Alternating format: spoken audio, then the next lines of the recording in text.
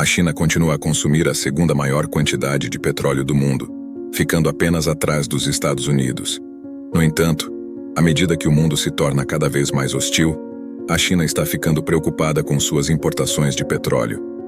Mesmo o melhor amigo da China, Putin, não pode ajudar muito o CCP. CCP é o Partido Comunista da China, porque a Rússia simplesmente não tem a capacidade de atender às gigantescas demandas de petróleo da China. Essa é uma situação que o CCP simplesmente não pode se dar ao luxo, porque sem petróleo, as economias entram em colapso e os governos caem. Então, no vídeo de hoje vamos entender por que a China tem tão pouco petróleo armazenado, por que está tão preocupada com outros países bloqueando o petróleo chinês e, finalmente, como a China planeja superar essa crise. Sejam bem-vindos ao canal Pasta Secreta. Aqui te revelamos todos os mistérios e tudo que há de oculto no mundo. Deixe o seu like, inscreva-se no canal e verifique o sininho para não perder nenhum vídeo e ficar por dentro de tudo que te esconderam até hoje. O gigante chinês de refino de petróleo, Sinopec, relatou uma queda de 19% nos lucros líquidos do primeiro semestre. Para entender os problemas atuais de petróleo da China e por que ela não pode se dar ao luxo de entrar em uma guerra, precisamos começar falando sobre a história da China. E como quase todas as histórias sobre a China, ela começa falando sobre o incrível crescimento econômico da China nas últimas 2 décadas. Mesmo com todas as mentiras sobre o PIB que o CCP conta, a China passou de um país do terceiro mundo para uma superpotência global que está apenas atrás dos Estados Unidos. No passado, quando a China não era tão desenvolvida como hoje, ela era mais do que capaz de cuidar de suas necessidades de petróleo domésticas. Este mapa mostra todas as localizações dos campos de petróleo e reservas da China que a nação tinha disponíveis. Mas as coisas mudaram no começo do século, quando a China começou a intensificar a produção e o país passou por sua própria versão da Revolução Industrial. Isso transformou a China de um país baseado na agricultura para um país baseado na indústria. E isso teve um grande efeito em todos os níveis da economia. À medida que a nação crescia em influência e seus cidadãos ficavam mais ricos, a importância do petróleo apenas se destacava mais. Apesar de ter depósitos maciços de petróleo, a demanda anual de petróleo da China estava começando a exceder sua oferta anual, devido à demanda doméstica excessiva do setor manufatureiro. Avançando para hoje, onde a China depende muito do petróleo para alimentar sua frota de mais de 250 milhões de carros, além de sustentar suas colossais indústrias manufatureiras. A República Popular da China, ou simplesmente RPC, agora importa mais de 75% de seu petróleo de outras nações, principalmente da África, do Oriente Médio, do Canadá e da América do Sul. Apenas para colocar em perspectiva, as reservas de petróleo dos Estados Unidos podem sustentar a demanda do país por quase 5 anos. Lembre-se desse fato, pois em breve falaremos sobre por que a China não pode se dar ao luxo de intervir nas guerras do Oriente Médio e por que não pode se envolver em uma guerra prolongada. Taiwan diz que 28 aviões de guerra chineses, incluindo caças e bombardeiros nucleares, entraram em seu espaço. Bem, quando digo que a China não pode se dar ao luxo de uma guerra por causa do petróleo, muitos de vocês provavelmente estão pensando que, assim como a RPC tem inimigos, ela também tem aliados. Mas primeiro, vamos abordar os problemas de comprar petróleo da Rússia, e isso tem a ver com a logística. Aqui é onde a geografia da China mostra sua cara feia. A posição geográfica da China pode ser um pouco problemática, e isso é usando uma linguagem suave. O petróleo que a China compra da Rússia precisa ser transportado diariamente de muitas maneiras diferentes. A rota mais curta e mais viável para chegar à China é aquela que passa pelo Estreito de Malaca. Portanto, faz sentido que quase todo o petróleo que a China obtém passe por esse ponto estrangulador. Essa rota é tão importante que cerca de 3,5 trilhões de dólares em mercadorias passam por esses estreitos todos os anos. Esse número inclui cerca de 2/3 do volume total de comércio marítimo da China, e cerca de 85% das importações totais de petróleo da China passam por aqui. O problema agora é que, devido à sua importância, esta rota comercial é uma fraqueza militar e pode pôr em perigo o suprimento de energia de Pequim se for bloqueada por um estado inimigo. Qualquer tensão que possa resultar em um conflito militar terá o estreito usado como campo de batalha, porque a maior parte do petróleo da China passa por este estreito. Bloquear o estreito seria a melhor opção para um cerco. Como mencionei anteriormente, as reservas de petróleo da China não são suficientes para sustentar as necessidades do país por muito tempo. Ao aumentar sua dominação no Mar da China Meridional, Pequim busca solidificar sua presença e interesses nacionais de segurança. Além do petróleo, que já é uma parte importante, há também interesses militares, já que o estreito é a principal rota para a marinha chinesa em direção ao sul e oeste da Ásia. Para a RPC, consolidar o estreito é uma simples questão de segurança nacional, especialmente considerando que muitos, se não a maioria dos países perto da China têm os Estados Unidos como aliado. Levando tudo isso em consideração, e o fato de que o relacionamento entre China e Estados Unidos não está exatamente no seu melhor agora, qualquer conflito na área pode facilmente arrastar as forças militares dos Estados Unidos para isso. Os Estados Unidos têm tanto o motivo quanto os meios para bloquear o Estreito de Malaca e bloquear o acesso às importações e exportações globais da China. Essa antiga dependência, então, se inclina fortemente para o motivo pelo qual a China simplesmente não pode se dar ao luxo de uma guerra.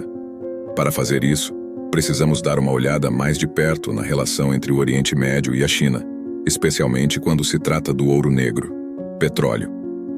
Bem, isso porque, apesar dos esforços de um ano da China para aumentar a produção local e diversificar sua aquisição de petróleo, sua dependência do Oriente Médio para o petróleo permanece intacta. Agora, a Rússia é a principal vendedora de petróleo para a China, mas a Arábia Saudita ocupa o segundo lugar, com vários países do Oriente Médio logo abaixo. A sede da China por petróleo do Oriente Médio é talvez melhor exemplificada pelo caso do Irã, e aí reside uma grande parte desse problema. Como um dos maiores exportadores mundiais de gás natural liquefeito, ou GNL, o Catar registrou o segundo maior volume de exportação, atingindo 106 bilhões de metros cúbicos em 2020. Com a demanda da China por gás prestes a permanecer relativamente forte nos próximos anos devido às suas necessidades energéticas, o Catar continua sendo parte importante dessa equação.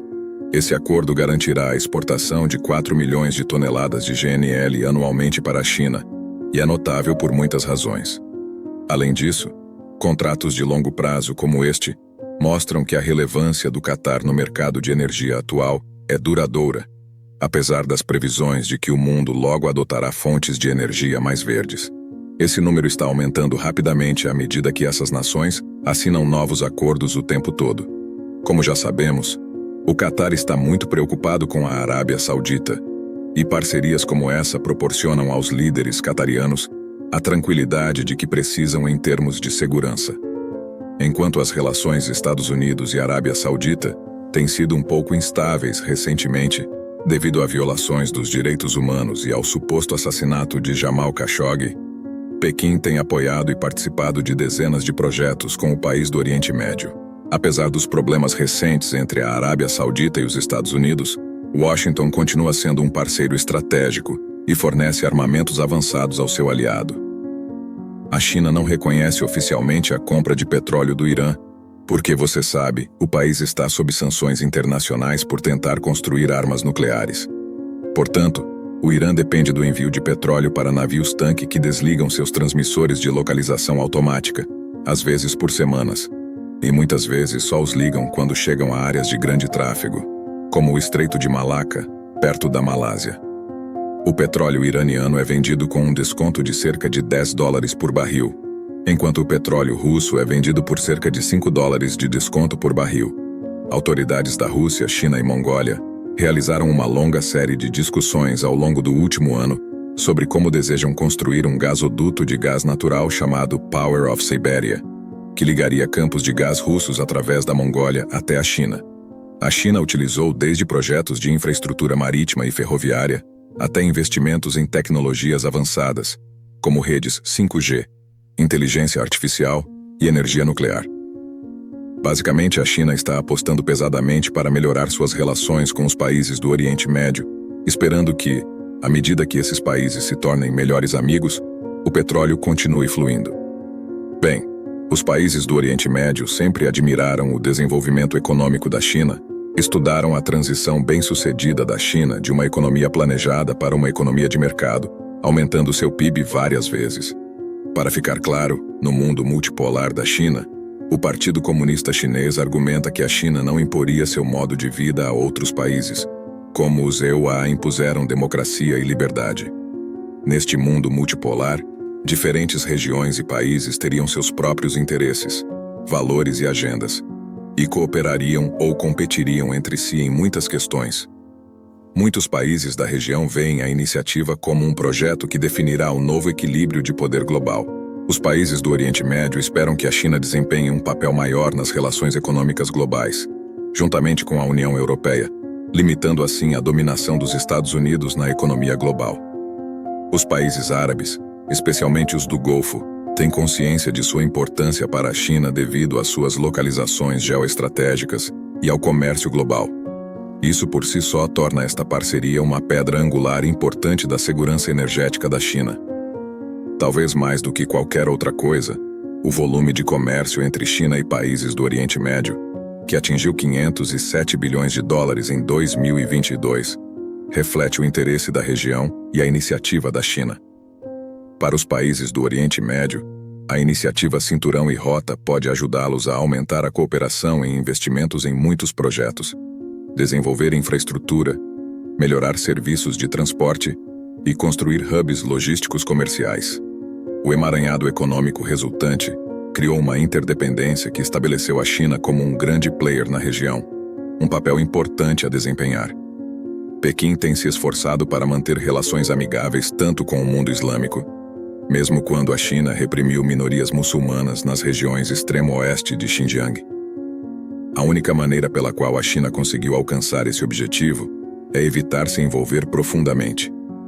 Por mais simples que seja dizer, a realidade de saber se de fato a China pode manter sua distância do Oriente Médio é menos clara, muito menos clara.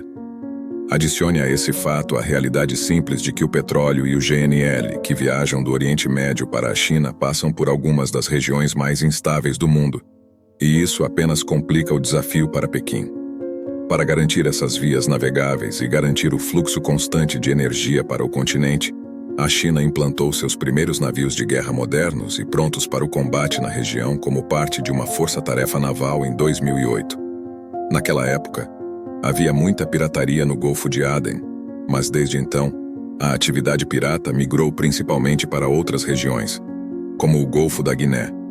Outros líderes de Estado estão percebendo o quão militante a China é e como estão usando essas regiões de segurança como uma alavanca para impulsionar uma agenda. Eles construíram um porto de águas profundas em Gwadar e uma linha férrea e rodoviária do porto de Xingang, no oeste da China. Esses projetos também eram destinados a ajudar na economia do Paquistão, mas infelizmente as coisas deram muito errado para o Paquistão, especialmente porque estavam lidando com a China. Mas voltando ao plano da China, uma vez que este corredor estiver funcional, a jornada existente de 7.500 milhas para o transporte de petróleo para a China será reduzida para apenas 1.500 milhas. O governo de Bangladesh assinou um acordo quadro com a China em 2016 para a construção de um oleoduto para transportar petróleo de navios-tanque no Golfo de Bengala, para os tanques de armazenamento no continente. Embora o projeto não tenha progredido muito, você já pode perceber que o plano do PCC é diversificar suas rotas de petróleo, porque o Estreito de Malaca ensinou ao PCC nunca depender de um único país ou uma única solução, porque na geopolítica não há amigos permanentes, apenas interesses permanentes. E você? O que acha de tudo isso? Deixe nos comentários. De qualquer maneira, te agradeço por ter assistido até aqui. Te convido a clicar no vídeo que está aparecendo agora na sua tela, para você entender como a França está se tornando um país morto a cada dia que passa. Até a próxima!